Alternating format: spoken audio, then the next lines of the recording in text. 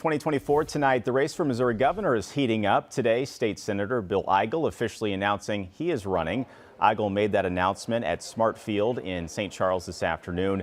Up until this point, the state senator was in the exploratory phase of his campaign. Today, Eigel called out other Republicans in Jefferson City.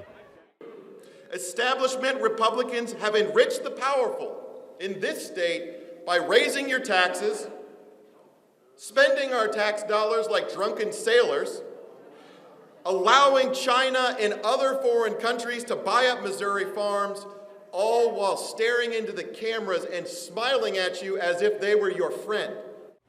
Right now, Eigel serves as state senator in Missouri's 23rd district in St. Charles County. So far, there are 3 other Republicans running for governor: Missouri's Lieutenant Governor Mike Kehoe, Secretary of State Jay Ashcroft, and Army veteran and National Guardsman Chris Wright. There is one Democrat, Crystal Wade, announcing her candidacy this summer.